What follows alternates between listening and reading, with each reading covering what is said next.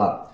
O que você acredita? Saúde mental, estamos ganhando ou estamos perdendo? Ou seja, estamos ficando mais saudável ou mais adoecidos mentalmente?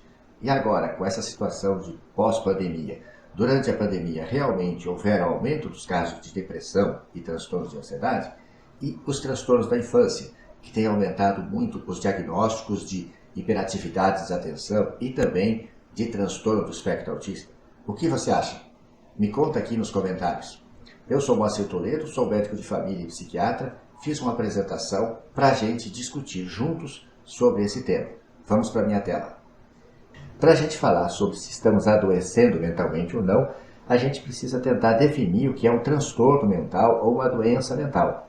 Bom, para ser classificado como doença mental, ele tem que estar classificado na CID, no Código, na Classificação Internacional de Doenças, ou dentro do DSM, que é a Classificação Diagnóstica e Estatística da Associação Americana de Psiquiatria.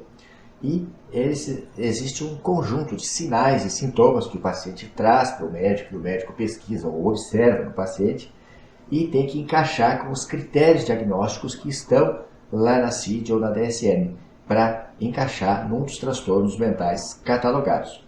Esse conjunto de sinais e sintomas ele tem que causar sofrimento para a vítima ou prejuízos para a vítima. Embora ela tenha a percepção disso, às vezes os prejuízos são só para o doente, às vezes são para as pessoas que convivem com aquele paciente. E nem sempre o próprio paciente, que sofre da enfermidade mental, ele vai ter essa percepção de que ele tem esse prejuízo. Às vezes vai precisar que as pessoas que o circundam que percebam que existe esse prejuízo para aquela pessoa na vigência de um transtorno mental.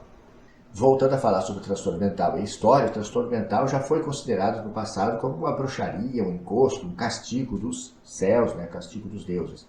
E como as pessoas com transtorno mental, elas não estão funcionais, elas não conseguem ser produtivas, elas acabavam que antes de existir tratamento, restava a elas serem literalmente eliminadas. Então, muitas vezes acreditando a humanidade que aquilo era um bruxo, ele era queimado em fogueira santa ou então era eliminado, jogado em alto mar, aqui no náufrago dos loucos. E mais tarde veio a figura dos hospitais psiquiátricos, muitos chamados de manicômios. Foi justamente numa fase de transição, que a gente pode dizer que a partir de 1700, com o Philippe Pinel, se criou os hospitais psiquiátricos, que foi o modelo vigente até quase o ano 2000. Então aí se passou cerca de 300 anos no modelo hospitalar.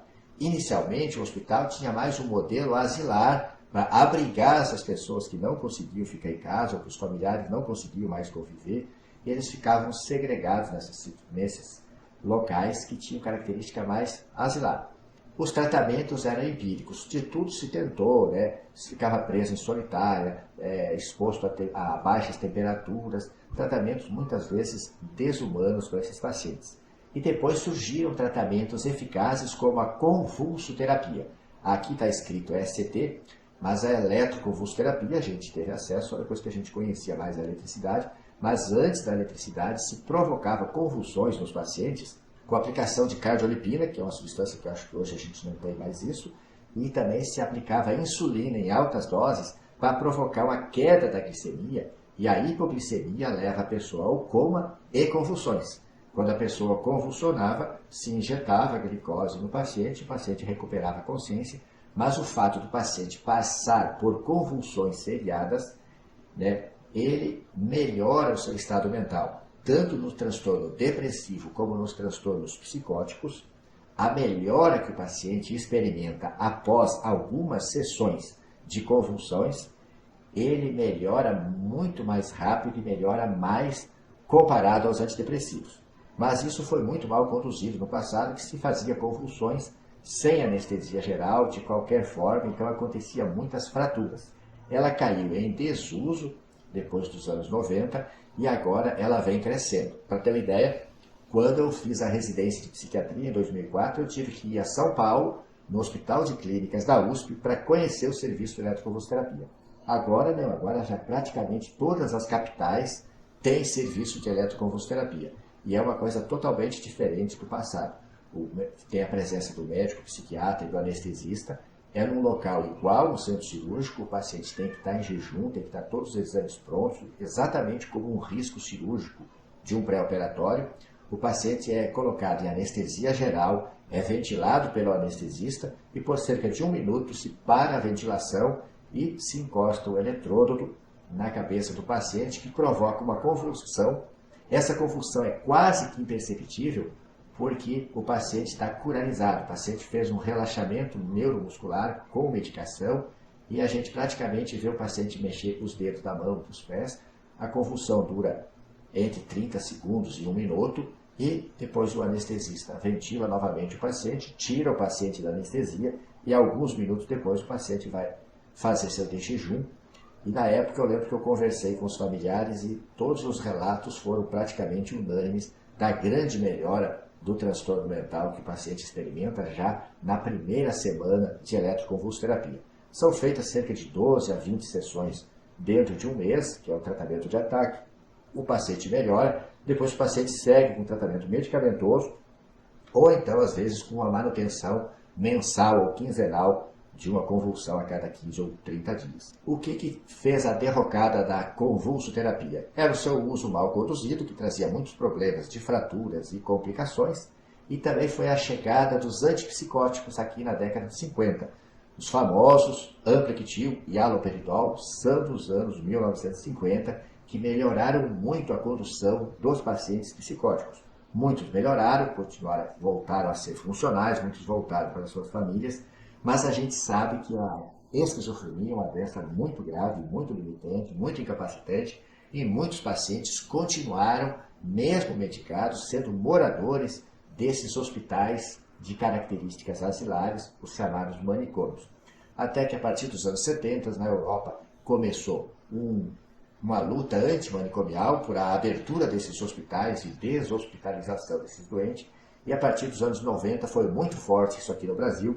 Praticamente entre 1990 e 2000 se fechou quase todo tipo de hospital, esses pacientes foram de volta para casa ou para a rua, e nessa época praticamente o psiquiatra tratava desses pacientes, dos chamados pacientes psicóticos, doentes de esquizofrenia, que têm alucinações e delírios, prejuízo do pensamento e do comportamento e ficam em estado de alienação mental.